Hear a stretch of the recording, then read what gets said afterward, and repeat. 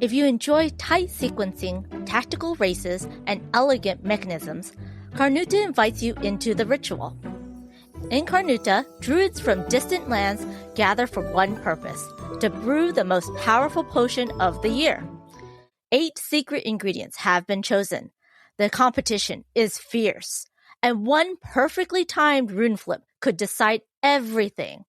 Designed by Gary Kim, Johan Go, and Hope S. Huang, and beautifully illustrated by Davide Toserio, Carnuta is a fast, tactical card game for 2 to 4 players. Each turn, you take 2 actions. Gather rare ingredients, channel sun and moon runes, flip them to align your magic, sequence your cards with precision. The ritual enters its final phase the moment a druid completes their 11th ingredient. Will your potion be ready in time? Carnuta plays in about 25 minutes. Elegant, tense, and deeply satisfying. Carnuta. Ready your sickles and let the ceremony begin. Hello and welcome to episode 89 of the Board Game Geek podcast, where we geek out about board games, the mechanisms behind them, and the people who create them. I'm your host, Amanda Panda, and here with me today, Marcus Ross. How are you doing, Marcus? I'm good. How are you? I'm good, yeah. This is really fun because I never get a lot of time with you. We've both been on OFPG Voices, but we never really got to hang out. I get to see you in passing at conventions, and now look at you, big time designer and part business owner as well. Why don't you tell us a little bit about yourself? Well, as you mentioned, I am a game designer. I'm on my 5th published game, most recently, Jingle Bell Roll. And I am an investor in Play to Z, the new publisher. And I think we've got a game out on crowdfunding now, Soul Journey. It's got a Kaido kind of feel, I think. Just kind of a chill vibe and like, I'm going to do this action. And then it's your turn. We're on vacation, really. And if you want to check that out, I'll put a link in the description of this podcast. If you want to see him play games with Mick and Starlight, you can find him on the OFPG YouTube channel, where they have recorded some playthroughs, which is really fun. I'm jealous that you live so close to each other. It is nice. I can just slip over to their magical basement full of games. Yeah. Or they can come to my magical basement full of games, and we'll just compare stacks. No. Do they play test a lot of your games? They really don't. And I should like twist their arms a little bit. But, they stay busy. So what made you want to become a board game designer? Like, what caused you to design your first game? Oh, like you don't really decide to become a board game designer. It kind of picks you. It's just like, I think I designed my first game. I had to be 8 years old. Ninja Turtles were new. The board games were coming out, and they were all terrible. So me and my brothers would design our own and play them at the table. But for a professional game design, honestly, finding out that that's something people do was the thing that made me go, oh, wait, I could do that? You can do that? I'd like to do that. That sounds fun. Yeah. And then, mostly what'll get me is playing a different published game and being annoyed with enough of it to go, I'm going to fix this. I'm going to make my own version of this game that plays properly. So yeah, I've done that a couple times. That's funny. So you have a lot of house rules in certain games? We don't really have a lot of house rules. We do have a trophy for Monopoly, so we'll just make sure when we play that it is efficient and ruthless the way it's supposed to be. So you play Monopoly by the actual official rules, like no house rules? We almost play by the official rules. We do have money under free parking because otherwise the game is very straightforward. And honestly, it doesn't change that much. But yeah, mostly by the actual rules. And very fast. Oh, nice. Yeah, I can go a little bit too long. And that's a little hint on the games list that we are going to talk about in a little bit. I always ask designers what your favorite game or mechanism, just to see how it impacts your game designs.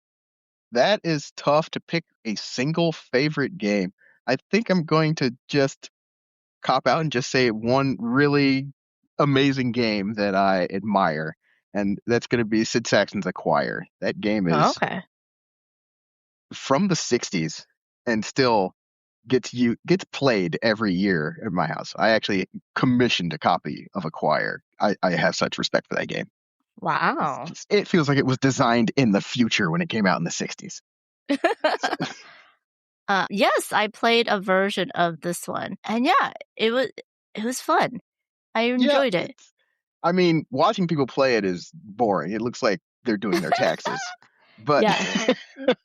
it's really just like an investment in shares and Yeah. making money moves and cornering markets. It's really, really well done. And you can really ruin other people's Oh buildings.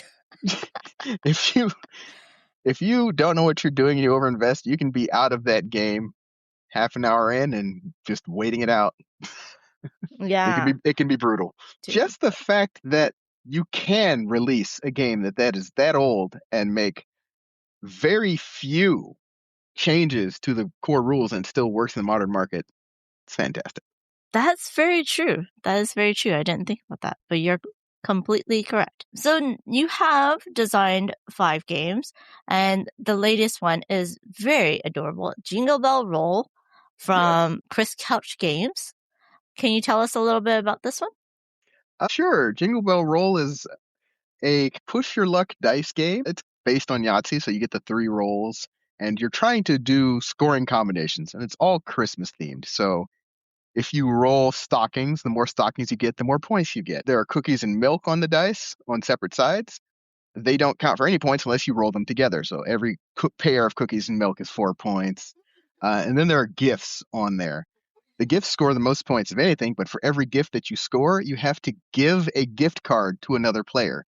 And that card will let them score points in even more ways on their turn.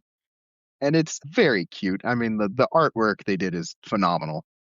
And it has perhaps my favorite mechanism. One of the sides is a bell, and there are 7 of these dice. If you ever roll 7 bells, you win the entire game, regardless of scoring, regardless of whatever else happened.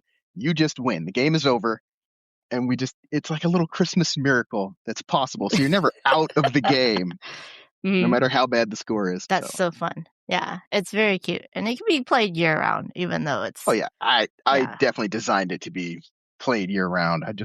I love Christmas, so my Christmas tree is still up. It is late February.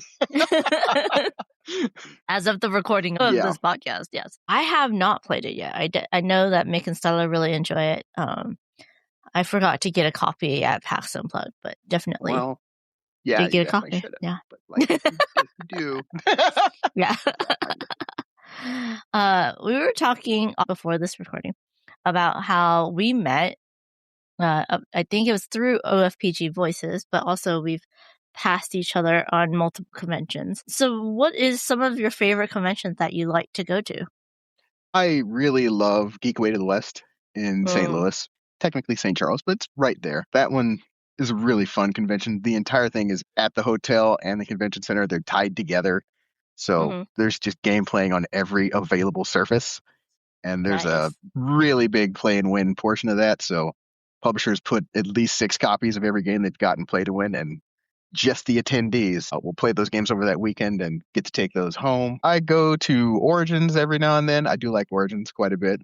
The food scene there is good, and it's more walkable and somehow less busy than Gen Con. I've gone to Gen Con a bit, but Gen Con is business. Gen Con is work.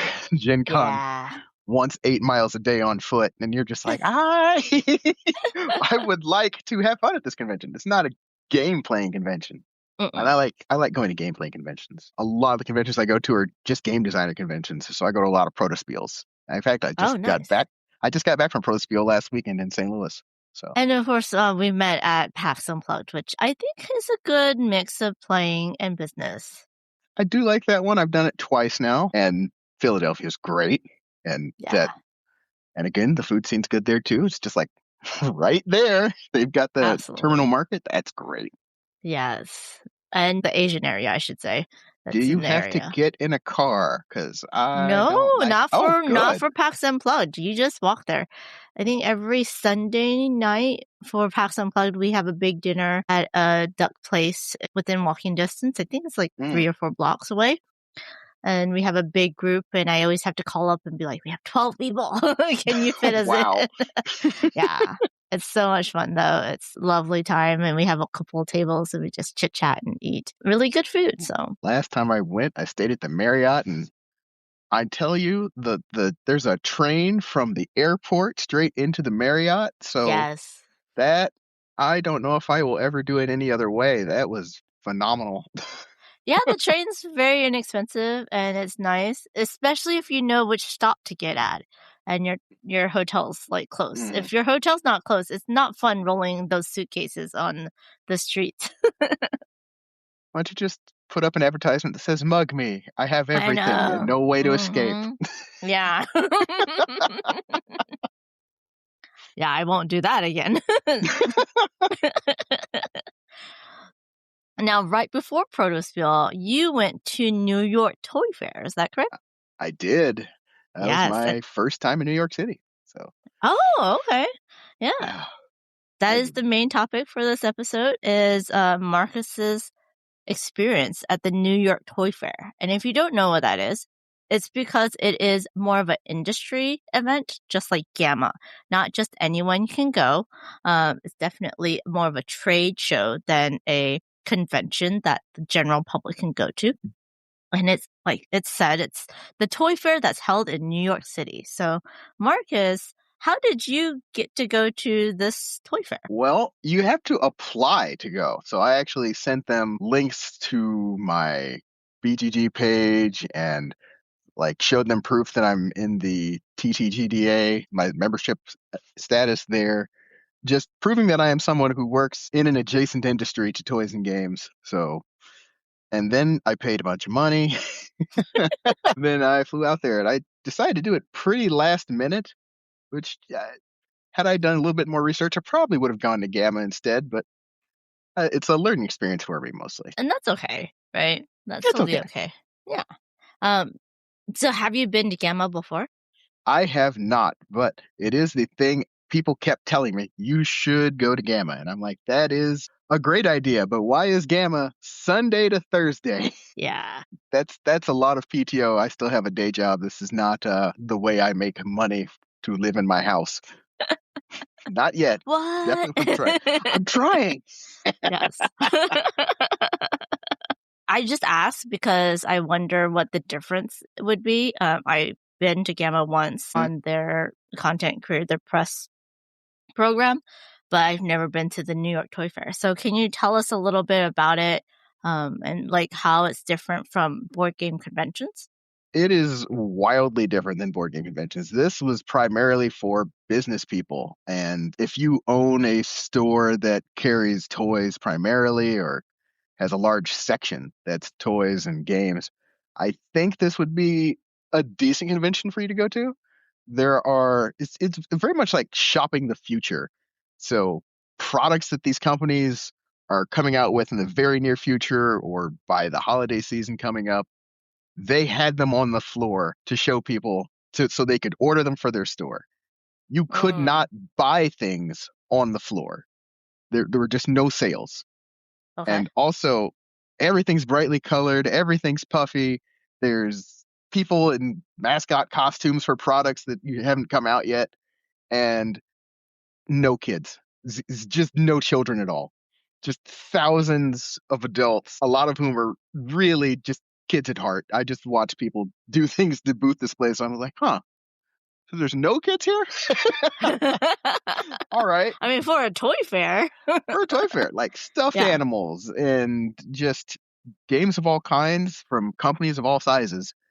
And the reason I went in particular was I was looking for a publisher for some of my mass market designs. So all of the mass market publishers were there. So like Mattel was there, Hasbro was there, but even game companies, Ravensburger, the Op, there were lots of companies that I really wanted to get some time with. And I had varying degrees of success with that. Like for Toy Fair, you really wanted to set those appointments up in advance, maybe 3 months in advance to get those meetings. So the meetings I did get were definitely me kind of imposing on people like, hey, I'm a game inventor, because the term for a game designer in the mass market space is Inventor. So I would ask to speak to their Inventor relations person or get the contact information for them. So yeah, it took me a couple days to adjust to how to pitch these companies. So is it way different to pitch to a hobby game publisher versus a mass market game publisher?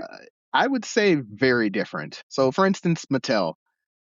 I would have liked to pitch to Mattel. I did not get a chance to do that. Their display was two 35-foot red pillars that said Mattel on both sides. And between those was a guard, and behind her, black space. You were not getting back there without an appointment, and you could not see anything. To this day, I have no idea what Mattel showed at the show. Oh, wow. Hasbro was a little bit better. They had an open booth with 3 people at computers that you had to talk to them. And if you were on their list, you got a sticker on your badge. If you weren't on their list, you got to leave your contact information. But I did get to have some actual meetings with some other publishers.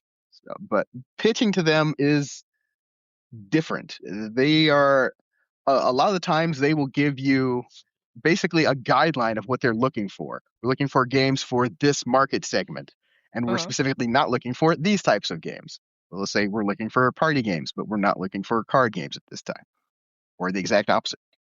So the stuff that I had may not be a fit for what they're looking to publish at this time. And just knowing who to talk to and what to show them is more important than anything. Because like hobby, I can take any of my designs, and as long as I can show that I'm an actual game designer and I know what I'm talking about, I can generally at least get an audience, at least talk about stuff.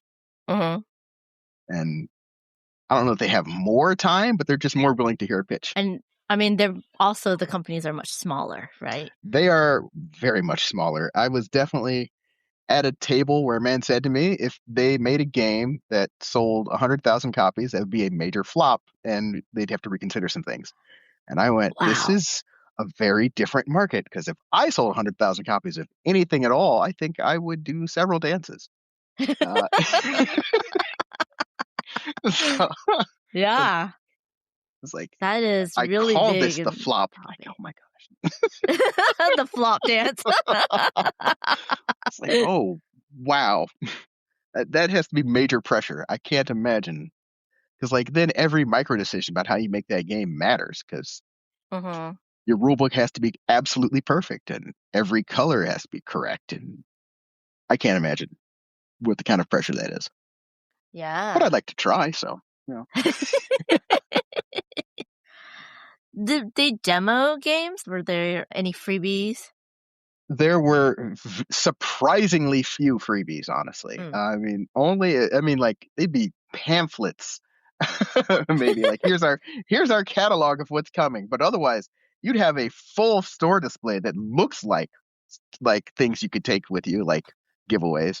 I think I got like a koosh ball, and let's see, Lego had a station where you could build a rose and take it with you. And when I tell you that was packed, I mean you couldn't get within 10 feet of it the entire time. Oh, there were garden carts of botanical kits and completely surrounded at all hours from that's the time crazy. before open till it closed.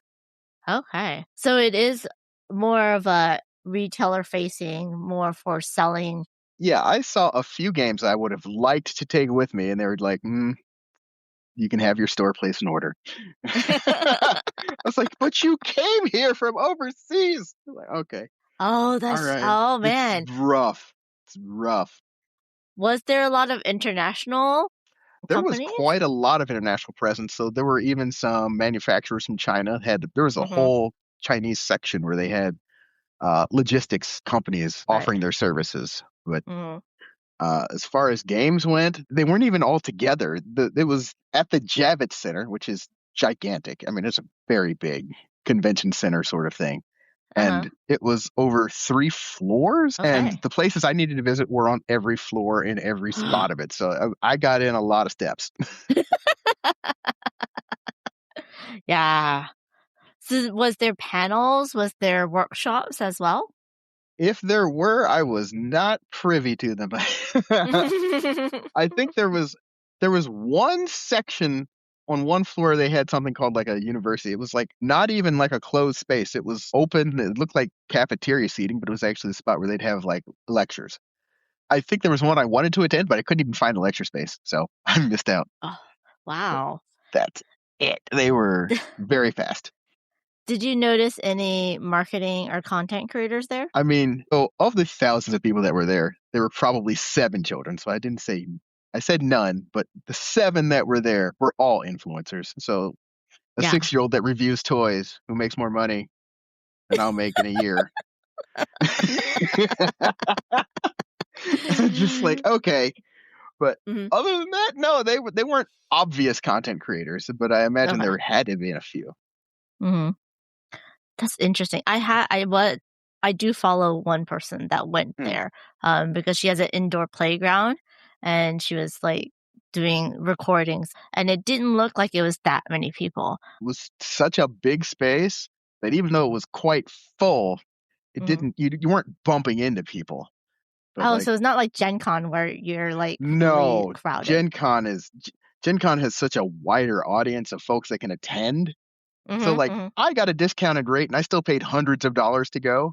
But Oh, wow. initially they didn't want to give me the discounted rate and it would have been $2,200 for my ticket. And I was like, I can't afford that. That's That my company crazy. doesn't my company doesn't bring that in a year. No. It's like that's a lot of money. So Yeah. So you don't think you would go again then? I'm not completely against it, but if I were to go again, I would have to plan it better. Like I would have Mm. extremely strict goals in mind and meetings set up ahead of time, and that would make it more worthwhile. But Mhm. honestly, I probably wouldn't go again because the people I would need to talk to, I would probably find an alternative way to speak with them without having to go to that show in particular. Pretty Mhm. much everyone I talk to will probably have a representative at Gamma. Oh, yeah, that's true. Yeah. The one year I did go to Gamma, it is a more of a business, right? That year, there wasn't that much marketing for content creators to connect with. They're doing Hmm. better now. The exhibit hall is mainly for retail and distribution, right? It is for the local friendly game store to make their orders or to connect and see what's coming up to decide what they want to order, and for the publisher to also talk to the distributors and designers. There's a lot of panels, there's a lot of workshops, which is nice, but there wasn't that many geared towards content creators. This year, though, I was like, man, seeing everything that they have coming up this year, I was like, man, I wish I was going, because there's a lot of my content creator friends. They're having a lot of panels. I think there's a lot more marketing meetings for content creators now at Gamma. So it was very interesting to see and hear how that would be different from like the New York Toy Fair. And the Toy Fair, I feel like, is more expansive. It's not just board games. There's also the stuffed animals. There's oh wow. Yeah, no, I saw multiple people selling yo-yos and like that's you don't see that ordinarily. Like an entire Yeah. booth, an entire 10 by 10 dedicated to selling yo-yos. So they'd have people out there demonstrating how you do the tricks and like can you come to the store and teach people those? Or are you That's true. expecting the employees to do that?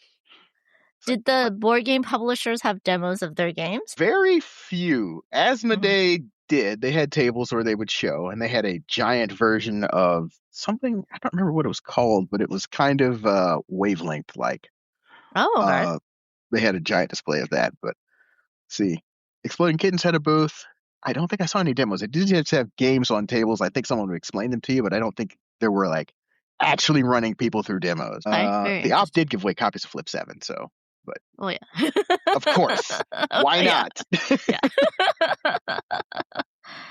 And so then, unlike, unlike Gen Con or PAX Hmm. Unplugged, or even Spiel, right, where they are demoing games that can be bought this year or Hmm. either then, right, or within the year, right?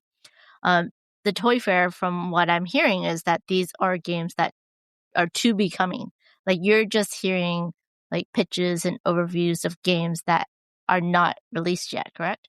There were quite a few games that are upcoming, but they also had their entire back catalog, and they would have the entire Mm. thing set up as a store display, so you could envision what this would be like at your store if you would choose to become a retailer that has this product. So Very I know interesting. Hachette had a very large booth full of games, but like one copy of everything. So you could see the breadth of the catalog. That's crazy. That's also kind of cool. But like a lot of the booths were appointment only and like walled off sections and basically bouncers. Just like you're not getting past here. It's like Spin Master's booth was like that. At least you could walk into Ravensburger's booth, but from the outside you couldn't see anything that was on inside it. You had to actually go in. Would you recommend Gamma or Spiel more than Toy Fair for board game designers to talk to I have publishers? never been to Spiel, and I would really like to try that Ah, one someday. But that's just, whew, that's going to be expensive. yeah. It's not the ticket it's necessarily to it's get into the the time convention. investment. It's the time and it's the airline. The flight over there is Yeah, expensive. the longest flight I've been on is probably 4 hours, so I Oh, yeah. that would be You'll have very to. different. Yeah, I've Very different. Yeah, when done it's 11, 12 hour flight, yes. I've done no international travel. It's like, Mm-hmm. so I would like to do that one, but I really need an excuse. I need a reason. It is funny But because you went to Toy Fair and then I went to Gamma and Spiel, but mhm. we are coming at it from two different angles, right? Because I'm a content creator and you're a designer. But from my point of view, Gamma is so more low key. There's a lot less people. There's more time to hang out and chat and have meetings. That I think that Gamma is a great way to go for designers. And then Spiel is the way to go for international connections. But that one's kind of like Gen Con in that it's a lot of meetings, a lot of work, and a whole bunch of people crammed together. I also don't speak any other languages. I would think that would be helpful. You don't need to. You don't need Honestly, to, you but don't need boy, to. it would help to speak German.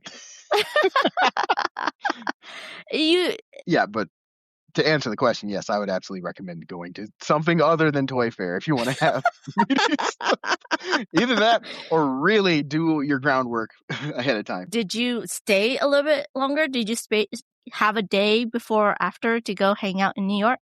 That would have been a really good idea. But no, I really didn't. I was like, the most of New York I got to see was Times Square, and I went to the Swatch store because it was still open when I had the chance to go in there. But wild. Yeah, I just hadn't been to New York before, and it's just a very different vibe. Just Oh, it yeah. moves. Yeah. Well, you're in the Midwest, so that's I'm in the way Midwest. different. Yeah, I'm in really. Omaha, Nebraska. It's very, very different. Thank you so much for talking to us about the New York Toy Fair. That's very interesting. For our top 5 games, you have proposed roll and move games. I have. And oh my God, Marcus, I know. it was so hard for me to figure out 5 games. I was like, what? I had to literally go to the Board Game Geek roll, spin, and move catalog. I mean, there's over 700 games there, but just to figure out what games I've actually played, and some of them I'm like, is that really a roll and move? You really gave me a hard. I tried to throw you a curveball because, like, it's one of the most disrespected things. It's like, you can't use this in a board game, consider yourself a real modern designer. And I'm like, you can use any mechanism in a board game if you're creative. Yeah, that's true. That is very true. And you love Monopoly.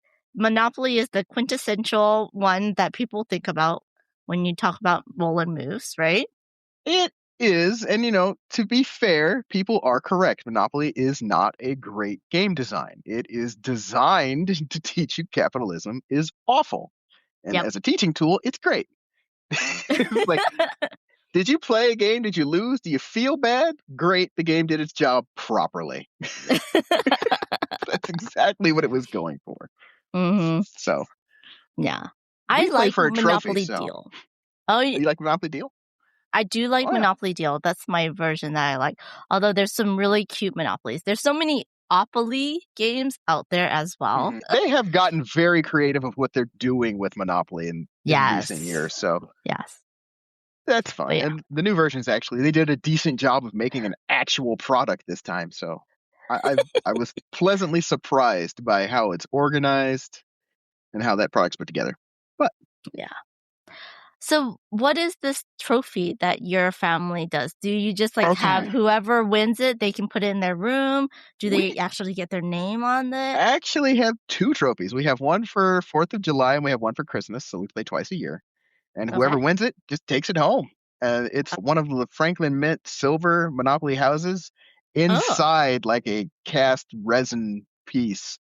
So they're really nice trophies. I've got one of them right now. The other one's who knows where. I can't tell you. It's not like I lost it and I'm bitter about it or anything. So the same people come together and play for the trophy. Whoever is available and wants to come for it, yeah. But if the person who won the trophy, they have to just like give it Oh, back, you right? have to defend. Yeah. If you don't Yeah. defend, you're just vacating. But the champion's advantage is you get an extra $200 and you get Oh wow. you get a random property for free and you get to go first. Oh dang. And if necessary, you get to pick your token first, just in case there's some contention for it. But Yeah. and we pick our random property via a bingo cage. So I've got like all the properties on bingo balls, and we just do that. Wow, But like that's so the interesting. number one thing to do to make the game bearable is to Mm. swap out that paper money for poker chips. Just do that, and the game's instantly twice as fast. Yeah, I can see that. So yeah, there is a whole list on Board Game Geek. I'll put it into the description of the podcast, and we're gonna talk about 5 each. Mm-hmm. I have a little bit extra just in case we have any overlap, Oh, I think we're so gonna that have we can overlaps for sure. we. Oh man, but yeah, we're gonna talk about some games, and we'll see how many overlaps. Can we do 10 different ones? Maybe. Yeah, I We'll see. think we could do 10 different fun ones, but we'll see what happens. So Marcus, why don't you get us going? All right, one of my favorites, Thunder Road Vendetta. Yeah, So fantastic. yeah, on Like, my list. Yeah, it's on your list? Yeah, of course it is. yeah. Because I mean, it's not just roll and move, it's also player elimination. If you were trying to design a game to inspire the most ire from modern players, you'd say, yes, we're going to do a roll and move player elimination game. And instead, it is one of my absolute favorite games. So you roll a bunch of dice, and then you decide which of your cards are going to move with each of the die rolls, and Mhm. then chaos. So I love Ah, Thunder Roll Vendetta. it is so Mad Max in a board game, and you're gonna try to push people off, throw them off the board, blow them up, all that stuff. It's so much fun. Have you played the expansion where you're all in this one arena, the circular arena, and you go in, I and played there's it as a like pillars that prototype. comes up?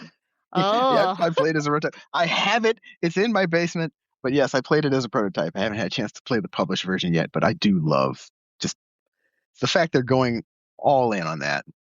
And they just yeah. did a marvelous job of the production. So I actually did own and still own the original Thunder Road, which was not nearly as good a game. So all the updates they made to it are fantastic. Yeah, and you can have your helicopter land and shoot other people's cars and stuff. And you are rolling, and then the dice do tell you like how many spaces you can move, but you're Hmm. assigning which die for which car, and you can fix up the cars that got damaged. It's a race, right? So you're trying to get to the end of the finish line. And I love how the track changes, like it moves, because Hmm. once you leave the back track, it goes away, and then you add another track to the front of it, right? Until Yeah. you finish. And then So it's a any lot of fun. cars that were still on that track that got removed, they're done. Just like, sorry. They got Sorry, you're blown no up. longer in the race. That's a great choice. And yes, it was on my list, a very short list.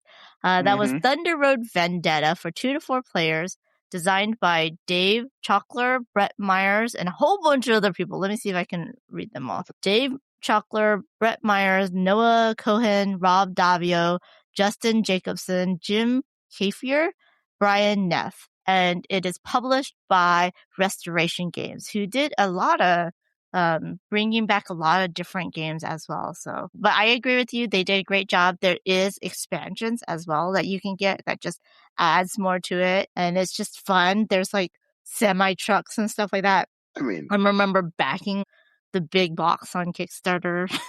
That game had to do well for them. I'd be surprised if there isn't more coming. It's one of those games that I don't get played enough, but it is quite fun and just I don't turn that one hilarious. down, so that one comes out a lot. Yeah. So let's talk about my backup. My backup is also one of those games that got revamped, got remade, and updated. It is Fireball Island for 2 to 4 players by Chuck Kennedy, Bruce Lund, and published. That's Restoration Games as well, because the original was Milton Bradley. Yeah. Yeah. It was definitely. It's another one where they just took the memory of the thing you played and let's make an actual game that's as good as what you think you remember. Because you were 6 and you were wrong. But yeah, published by Restoration Games as well. This one is also a roll and move. You're running around the mountain and you're trying to get your treasures, but you're also trying to throw fireballs down on other people and knock them out. And knock them off the island. You'd like to. It's just a minor active volcano in your way. It's fine. It's not, yeah. And plus, they have a mind of their own. Those little balls go wherever they want to, which is much as it's a roll and move. It is a vacuum form tray of just toys, and that's fine. Yes, I am perfectly down to play a game that's a vacuum form tray. My friend found the original version of that game in a closet somewhere, and he gave that to me as well. And I was like, "Oh my god!" What a gift! That's fantastic. Yeah. I don't have the original of that one. We could not afford it when I was young. I would have loved to have had that game. So you have the 2 versions of Thunder Road. And I have the 2 versions of Fire Island. And I do have the revamped version of Fireball Island with a lot of the expansions, actually. The revamped Fireball Island is Fireball Island, The Curse of Vul-Kar, and it's designed by Rob Dabbio, J.R. Honeycutt, Justin Jacobson, Chuck Kennedy, and Bruce Lund, and published by Restoration Games, still for 2 to 4 players. Yeah, it is one of those games that you can't take seriously. I do think people take this hobby a little too seriously. Guys, you're yeah. I know you spent a lot of money on this, but you're playing with toys. I'm I'm gonna let you out on a little secret. Yeah. That is some cardboard. Yeah. I have to say though, I would rather play Thunder Road, Vendetta than Fireball Island. That's just me though. Yeah. Yeah. I think your choices matter just a little bit more in Thunder Road. So, yeah. You feel like you have more agency, and it's a little bit more fun because you're crashing into people and you're stacking your cars on top of them, right? Or you're sliding under them, and it just feels a little bit more movie-like. Fireball Island, you are trying to run around, get as much, and then leave the island before someone knocks you down. But it can get a little bit longer than Thunder Road. But still, pretty fun. Yeah. What's your next game? I'm going to throw a few where roll and move is kind of a supporting element. Let's go with Colosseum. Okay, yes. So, and that one, the roll and move element is when you're putting on your shows. Just before you roll dice and you move the senators, trying to move them into your Colosseum for the show, and you get extra points when they're there. And it's not the most important thing, but someone who does invest in that is more likely to win. And if you've got the 2 dice instead of just rolling 1, give you more choices, move those guys around. And that has also been revamped, right? Couple times, I think they keep making that game, and I have all of the versions. I have the Days of Wonder one. I got the Days of Wonder version very cheaply because it had sat at the store so long. The front of the box is light faded, so that's so unfortunate. I can live with that. That's fine. It's I'm not looking at the front of the box when I'm playing it, so we're good. Everything inside was mint, so I'm a big fan of that game. I can get that one to a table with a lot of non-gamers. They're going, what is this? That's true. Colosseum's for 3 to 5 players, designed by Wolfgang Kramer and Marcus LeBook. I apologize. I probably said that wrong. It's a classic, right? It's kind Yeah, of it like keeps coming out. comes up a little bit divisive. Some people love it. You Some have to people, play it with theater people who really get into it. Like, we are yeah. putting on this show. And they just describe every component they were able to assemble for the show and make up for all any deficiencies. Like, well, we didn't have the plant, but you didn't really need that for the show. And it needs 3 lions, but we only have 1. But boy, we're getting a lot of stage time for that lion. Yeah. Oh my god, that's funny. That is funny. Yeah, that's skirting the line, sir. Skirting the line. Oh, it's not going to be the last time I skirt the line on this list. I did go. This was a bit of a challenge when I started actually looking at what I signed up for. It was your idea. It was, and I'm still just like, can I justify that? I'm going to try. We'll see. I rolled and then I moved. That's close enough. That's good. Yes. One, I think it is a roll and move because you are rolling a die and you're moving something, but it's more known as an area majority game. It is Marrakech for 2 to 4 players. Designer is Dominique Erhard, and it is published by Gigamic. This is not the Queen Games game, okay? This is a much smaller box. It's about being a carpet merchant. And so you're going to roll a die.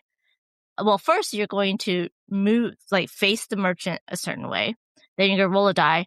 And then you're going to move the guy called a Sam, and that many steps. If he lands on someone else's carpet, you have to pay them the number of half carpet squares that are orthogonally connected. But then you get to lay out your own carpet that is 2 squares big. It's a 2x1, either one space orthogonally adjacent to you, right? So it could be ahead of you, it could be behind you, it could be on either side of you. And you're trying to cover up other people's carpets because at the end of the game, you look top down and whichever carpet pieces that you see, you get 1 coin per square of carpet that you see. And then whoever has the most money wins. But it's one of those area control games I love, even though it's the meanest area control game that I love. I think I have played this. It's kind of like felt dominoes. You just want to make sure. Yes, exactly. What an incredible production. I don't know too many games that actually just have like, we're just going to throw a lot of fabric on the table. Like, yeah. I've only seen one other. It was a prototype and the fabric didn't survive the production. So I was like, oh, that's funny. Would have been great. Yeah. And I played a giant version at a convention. And I was like, I want the giant version, but they don't sell it. And I'm like, oh my God, it's so good. Wait, was it licensed or did somebody just go get a bunch of like carpet samples? No, it was licensed. Oh man, to have a real life version, that'd be so funny if like one person was Assam and then you had to tell them to turn and then you rolled the die and they moved and then you're literally putting like a 2 foot by 1 foot carpet. Like, all right. Yeah. The runner is bringing you in my carpet section. I need you to place that. Right north in front of you. To south. Yeah. It's so fun. And you're like trying to either break up people's big areas or you're trying to not roll certain numbers so that, you don't land on them. But then you're trying to surround other people so that they have to land on you. Oh man, it's such a good game. But yeah, you are rolling a die. You're moving Assam, so it's a roll and move. Yeah. Speaking of that, and I'm gonna just now stretch that mechanic to its absolute limit. Yeah. I'm gonna say mountain goats. Oh, I had it on my list. It's on your list. Okay, so it is. I feel justified. Yeah. Saying it's a roll and move, even though it's like I roll 7, but I don't move 7 spaces. I just move up on the 7 chart. I think it qualifies. It's close enough. I had to pick to choose my 7 goat instead of my 5 goat, so it's fine. It's fine. Yeah, and it's not a roll and write because you're not writing anything. You're just moving your little guts off. Yes. I stand by it, and I'm not gonna apologize. No, I agree with you. Also, any opportunity to speak about mountain goats is that's one I'm going to take. I like the game quite a lot.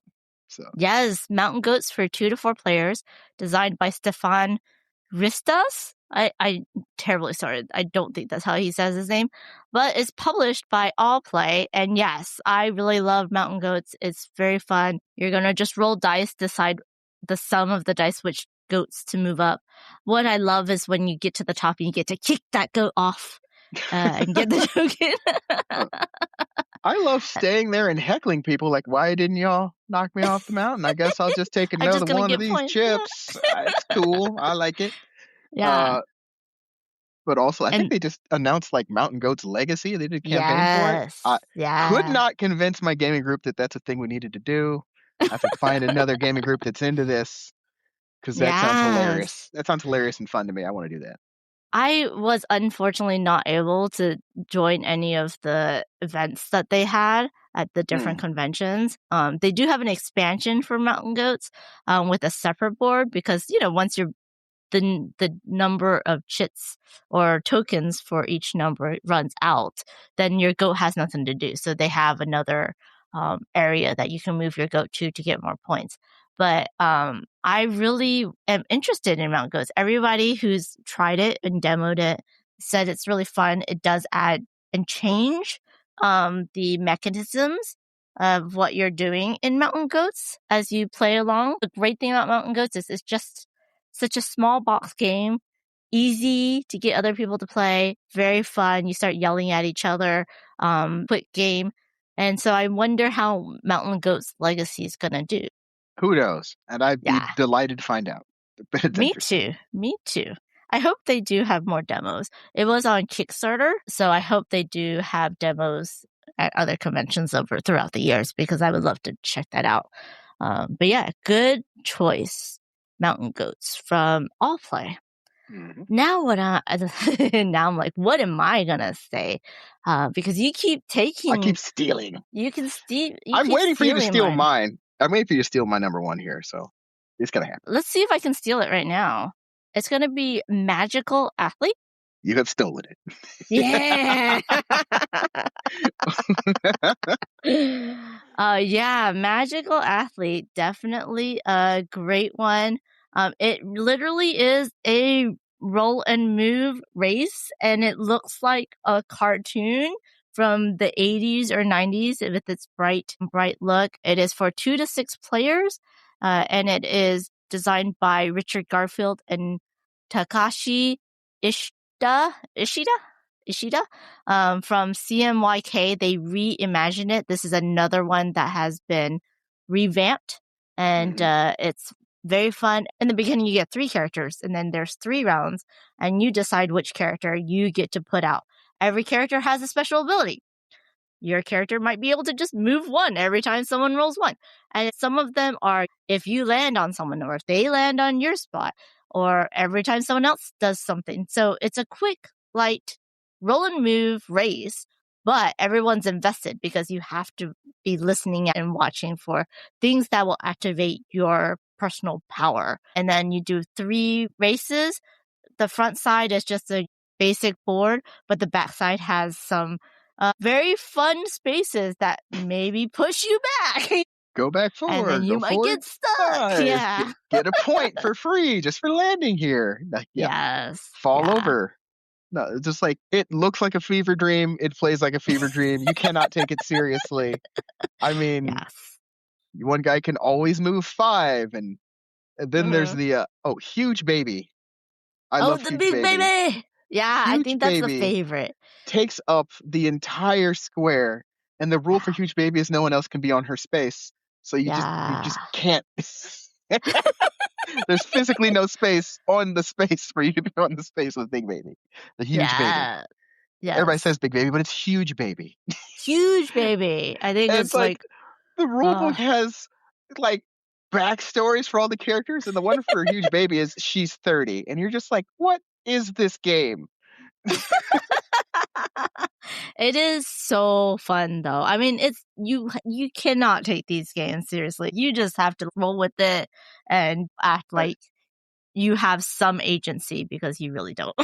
CMYK put out that game and Hot Streak in the same year, pretty close together, and they're both these zany race games. Yes. And I actually like Magical Athlete better. A lot of people like Hot Streak better, which Hot Streak is good. I'm not going to deny that, but I just think there's just more choices and more lunacy in Magical Athlete.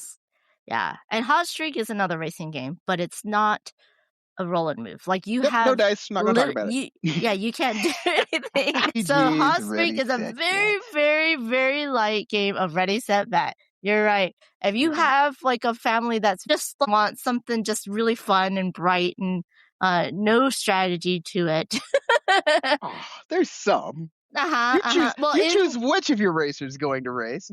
That's true. You have That's to true. weigh it But you against what all don't the other know. racers have. You I don't guess know. so.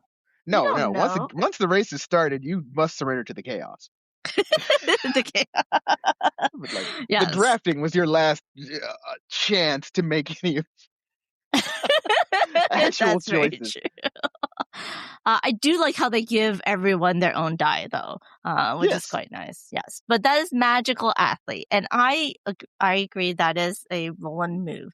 But the next one that you're talking about, which is Ready, Set, Bet, I am just, I'm like, that is, Excuse me, sir. The version I have is specifically called the High Roller Edition, and it has 2 sets of casino dice in there, specifically for rolling and moving the horses. Now, the fact I ignore those dice and use the app is an entirely different concern. I don't know what you're talking about. And you are not rolling the dice. It is someone is. Someone is, but they're not. They're moving your horse. Yeah, I mean, it is a betting game. You are definitely your actions are about wagering, but there is definitely rolling and moving happening. And I bet if I check BGG, it's going to be listed under roll and move. I'm just going to verify that right now. If it's there, I win. I win this point. You can't have it. The mechanisms on BGG is yes, betting and bluffing, dice rolling, real time, track movement, and that's it. I heard rolling and moving. That's what I heard. I heard track movement and dice rolling. Those feel like that's good to me. Okay, y'all who are listening, put it in the comments. Do you think Ready, Set, Bet is a roll move? We're going to give John DeClaire his flowers for Ready, Set, Bet. Ready, Set, Bet for 2 to 9 players by John DeClaire, published by Alderac Entertainment Group, aka AEG. I think it's a great game. I just don't believe that it's a roll and move. Well, I did say I was gonna go to the edge of what we're gonna have accepted. I mean, roll and move is a tough choice. I really, I probably set myself too hard a challenge there. Oh my god, that's so funny. Okay, so that was your number 4, or your 4th choice. So I have 2 more choices. I'm gonna say a racing game that's definitely roll and move, unlike certain someones. And it is on the list of mechanisms. That is Camel Up for 2 to 8 players by Stefan Bogen from Eggertspiel. Let me see, who does it? Oh, Z-Man Games, maybe? Or it might be Pegasus Spiel. I don't know who definitely did it once. Publishes it in the US right now. But it's Camel Up. That is definitely a roll and move game. You are rolling the dice. They are coming out of a pyramid, though. You're rolling it in the pyramid. It pops out the bottom. And then you're going to move the camel based on the color, and you're betting on whose camel's going to win. That sounds very much like Ready, Set, Bet. I don't see the difference. You are rolling the die. I didn't make a choice to roll the die. I just chose to roll a die instead of doing a bet, and it picks a camel at random. I don't own that camel. I'm just betting on that camel. Maybe I'm hoping it loses. It's a thin line. I don't know. This is weird. It is a thin line. I can't put camel up on that side of the line and Ready, Set, Bet on the other side. They feel too close. Okay. Well, we'll let the people. It's an argument for the chat. Okay, and what is your last one? That was Camel Up. I think I gave you 5, but I'll go ahead and give you 6. Let's go to Formula Day. I mean, without question, a roll and move. Yeah. Every time you shift gears, you get a different die, and those dice are not standard. So, full roll and move. Kind of boring to talk about it now because it's like, it's like Magical Athlete without all the fun bits. It's like, oh, there's the strategy is in shifting. Great. I don't want to read it for filth. It's just older. Formula D for 2 to 10 players, designed by Laurent and Eric Randall and published by Asmodee. Yes, this is a racing game. Yes, this is a roll and move game. Yes, I will give this one to you. It's so interesting how many roll and moves are race-based. They I kind guess of the lent themselves mechanism. to that mechanism Yeah, pretty straightforward. So, yeah. And for my last one, I actually have 2 I could talk about. oh, I okay. know. I'm going to go with something that is not within the categories of what we've talked about so far. And then I'll use my last one as kind of like my honorable mention. But it's Stuffed Fables. Hmm. Stuffed Fables is for 2 to 4 players, designed by Jerry Hawthorne and published by Plaid Hat Games. You are the stuffed animals of a child, and you are going around and you are going to fight the nightmares. It's a storyline, it's a campaign game, and you're going to explore the world of like under the bed and stuff like that. And you're rolling dice to move around the room in order to find things and fight the evils that are playing your child. So this is one of those roll and move games that is definitely not a race.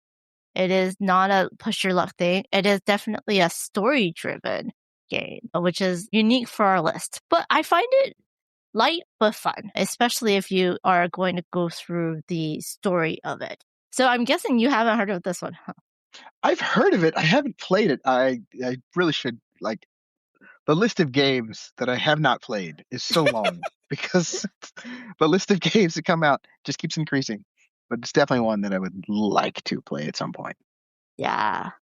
Now, do you have an honorable mention? I could do some honorable dismentions, like dishonorable mentions, like Clue is a rolling move. Did you? But it shouldn't be. You should just go to the next place Yeah, instead of losing an no. entire turn walking between Ye- rooms. Like, you've been in this mansion all day. You can't get to the kitchen. We're Yeah. investigating a murder. Run. Yeah, I have to agree. But the one that's very similar to other games we talked about, it's a little bit of a race, push your luck, very similar to Mountain Goats and Can't Stop, is Deep Sea Adventure Oh yeah. for 2 to Okay. 6 players. Yeah, designed by Jun Sasaki and Goro Sasaki, and it's from Oink Games. This is a roll and move. You are basically rolling the dice, trying to dive as far as you kind of want before you have to come back up before you run out of oxygen. And you're trying to gather your treasures or points, but it is a push your luck because you can either run out of oxygen or everyone else can leave you to die under the sea. I mean, you will suffocate as the richest person ever to die on the bottom of the ocean. It's like, why did we agree to go down with a shared source of oxygen? There you go. Yes. And all at the same time? One person could have Yes. done this. We could have split the shares. They would have gone. There was not a lot of like planning in this Mm, adventure to the deep sea. mm. Yeah, and there's even expansion with more dice in it. Mm-hmm. Very, very small box, small footprint on the table. Really cute game, and it has that fun push your luck. I have to say that it's probably a one that people don't think of as a roll and move, but it is a roll and move game. Yeah, I think of it more as a push your luck. And Yeah. also, you should really settle for less than you think. Sort of push your luck game. It's like, they really try to tempt you. Like, oh, the good treasure's just around that bend. You're only in Yeah. the 2 dots. Don't you want to go for the 3 dots? You're down there. They're so close. They're so close. There's so much air. It'll be fine. Yeah. And then someone leaves and you're like, oh crap, I gotta run back. They leave and they're still using air even though they're not outside the sub. You're just like, I why know. are you Just doing this to me? rude. That's attempted murder. That's what that Yeah. is. Dang, that was that was a twist. But yeah, that was Deep Sea Adventure from Oink Games. There you go. You actually have 11 games. 11 or 12 that you can go and check out. That's an actual fun roll and move game that we actually enjoy. Very good definition. Yeah. Let us know if we missed any games, and also let us know if you do not agree with any of our games as a roll and move game. We're gonna Because split some I would like hairs. to. Yeah, I would like to tell Marcus he really picked a good list. All right. Very Yeah, hard I list. definitely picked a challenging list. Yes, you did. But there's over 700 games that have that mechanism. I just want people to think about Yes. doing different stuff because I don't want to play the same game over and over again every year. Yeah. So when are you making your roll and move game? I don't know. I have to think about it. I've got a Just give couple you some designs I'm pressure. working on. They're just not rolling moving. And now we're on to our moment of positivity where we celebrate something big or something small that's coming in our lives that just gives us joy and happiness. So, Marcus, why don't you go first? What is your moment of positivity? The thing that's working for me right now is I have a prototype game I'm working on called Worker Replacement. And is an excuse to just play with toys, kind of, but it's also really a lot of fun. So in Worker Replacement, everybody gets a robot figure. So like it's like a little action figure thing. They're just super posable sort of thing.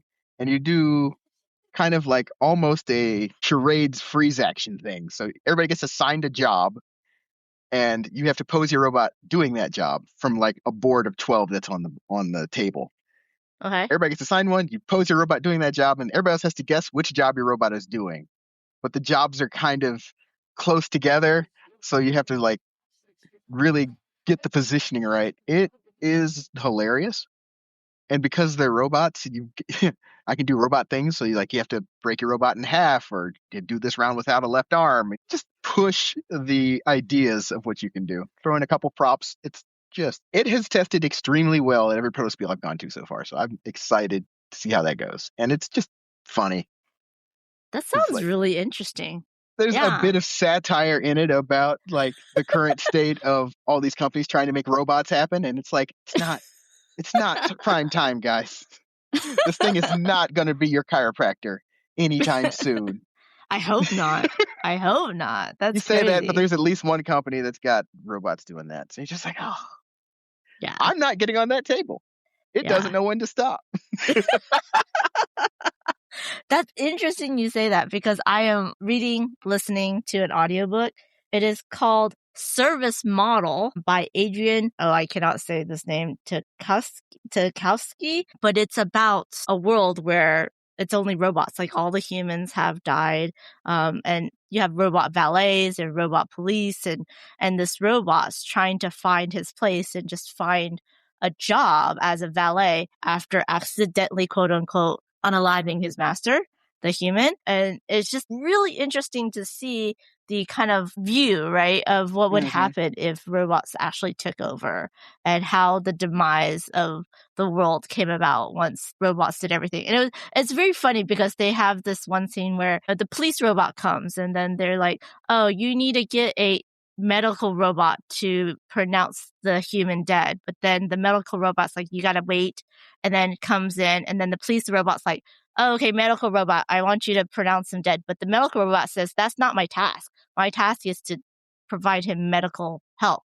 And then he goes and says, oh no, the guy's dead. And then he comes back down, and then the police is like, now can you tell me if he's dead or not? And it's just like this whole like thing where robots cannot think, and so they just go beyond the task on the programming and doing all of these things that are like, what? A human would have like bypassed all that, and how like all of these robots are trying to get fixed, but there's no human to tell the other robots to actually fix these. It was just very interesting book that I'm listening, and the way what you just taught me just remind me of that, and I was like, oh yeah, no. Please don't let AI robots take over the world. Well, the AI robots are coming, whether you'd like to have them or not. And they're going to start by serving you sushi. And hopefully we figure out what to do with them before they make you into food. Hopefully it will not be in our lifetime. Yeah. Well, okay. Well, that ended on a very positive note. You have a note of positivity? Mine's is No. a little bit more positive. Well, I mean, I'm glad that your prototype game is doing so well. I'm looking forward to it. Hopefully, you'll bring it to the next convention we're both at. So mine is a lot lighter, but no less joyful for me. So Lunar New Year or Chinese New Year, whichever one whatever Asian New Year you just celebrated, we have a thing where we're supposed to eat dumplings. And so I got back into making wontons and wrapping my own wontons.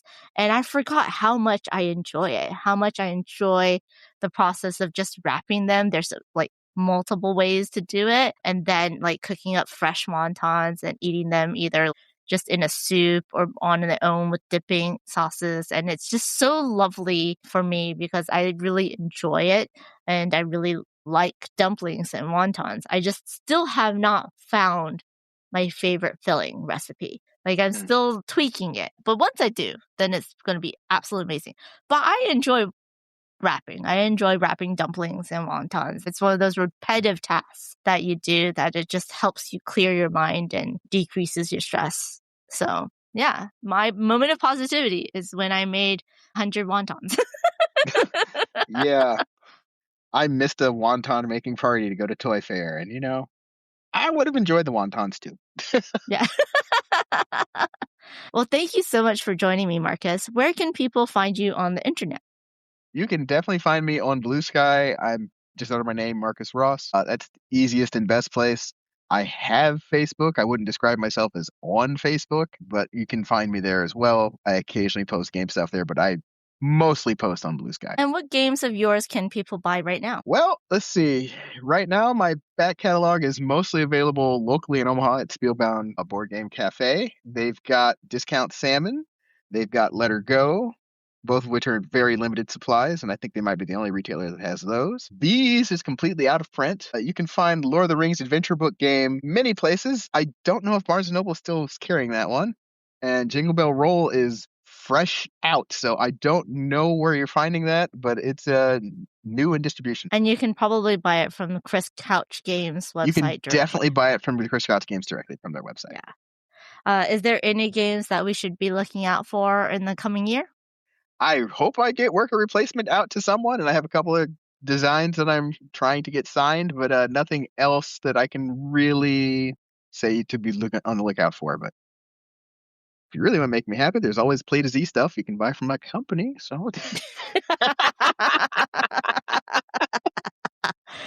Yes, and so Soul Journey is current on BackerKit, and that's cool that you're one of the few companies that do BackerKit directly. So go check that out. The link will be in the description of this podcast. Thank you so much for listening. Let us know how we did. Thank you so much, Marcus. I hope to see you soon. And yes, we got to play a game together. Yes. Absolutely. Thank you, everybody. Bye-bye. All right. Bye. You've been listening to the Board Game Geek podcast, produced and edited by Amanda Wong. Be sure to visit us on the web at boardgamegeek.com. You can also find us on YouTube, X, Blue Sky, Instagram, Facebook, and TikTok under Board Game Geek, and Twitch under Board Game Geek TV. You can reach us by email via podcast at boardgamegeek.com. Thanks for listening and happy gaming. Sometimes I enjoy organizing my games just as much as actually playing them. I know, it sounds crazy, but I know I'm not alone here. I also love blinging out my favorite games with upgrades and accessories that not only look good and feel good, but they also speed up setup and teardown time. Visit BoardGameGeekStore.com for premium gaming accessories and upgrades like bags and bowls in a variety of colors and sizes, deck boxes, sleeves, card holders, and more. And when I say more, you know I'm talking about those shiny, beautiful Geek Up bits, which are available for a bunch of different games, including our best-selling Quacks Geek Up bits. I can't think of a more luxurious way to brew potions. So treat yourself and your games to some new goodies from the BGG store at BoardGameGeekStore.com.